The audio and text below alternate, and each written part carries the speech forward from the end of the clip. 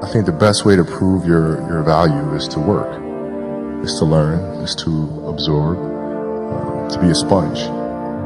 But you always want to outwork your potential. As hard as you believe you can work harder than that. The most important thing, I think, for players that come after me is to understand that these things are possible. Like you don't want to ever limit your imagination or limit what's possible, because people may think you're crazy, right? But if us as athletes don't think that it's possible to do these things, how in the world can we inspire people? If I got to fight to get you in the gym, that's a problem. That's a problem. You want players that are gym rats, players that want to be in the gym, that want to work. And then from there, you build on top of that. But if you're lazy, man, I don't want to talk to you. I don't want to deal with you. You're going to make me feel dumber. You're going to lower my level. I don't think so. You can go over there.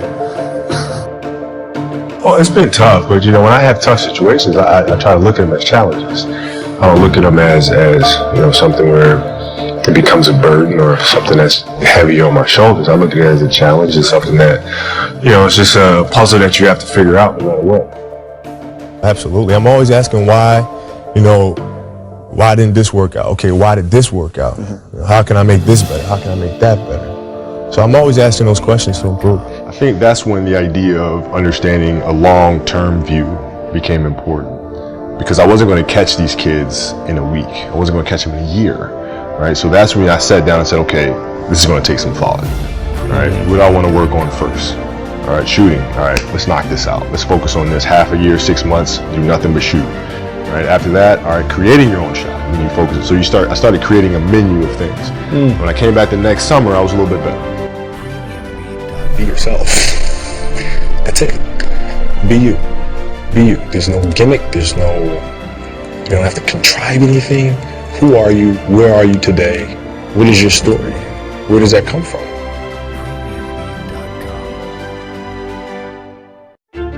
At what age did that goal become crystal clear? I made that deal with myself at 13 years old. At 13 years old? 13 years old. That's the you deal were I made. crystal clear about it? Crystal clear. And where did inspiration come from? The love of the game. The love of the game. The challenge. Like I would watch Magic play. I'd watch Michael play. And I would see them do these unbelievable things. And I'd say, can I get to that level? I don't know, but let's find out. Let's find out. So everything I saw, whether it was TV shows, whether it was books I read, people I talked to, everything was done to try to learn how to become a better basketball player. Everything. And so when you have that point of view, then literally the world becomes your library to help you to become better at your craft. So at 13 years old, I had a kill list. And so, they used to do these rankings, some Street and Smith basketball rankings. And I was nowhere to be found, because I was like 6'4", scrawny, like 160 pounds soaking wet. So I was like 57 on the list. And so I will look at 56, 55, all the way up to number 1, who these players are.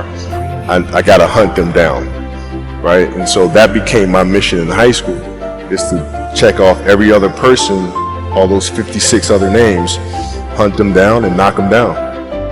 So I would size you up and see what your strengths and weaknesses are.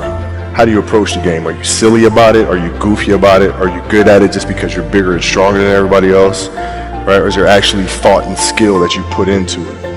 Right? And when I'd play to my weaknesses. I always work on the things during those games that I was weak at.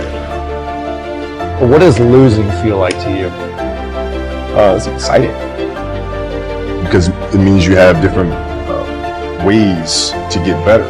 There's certain things that you can figure out, that you can take advantage of, right? Certain weaknesses that were exposed, that you need to shore up. But the hardest thing is to face that stuff.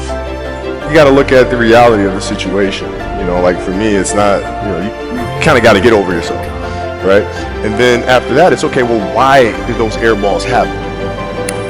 Got it.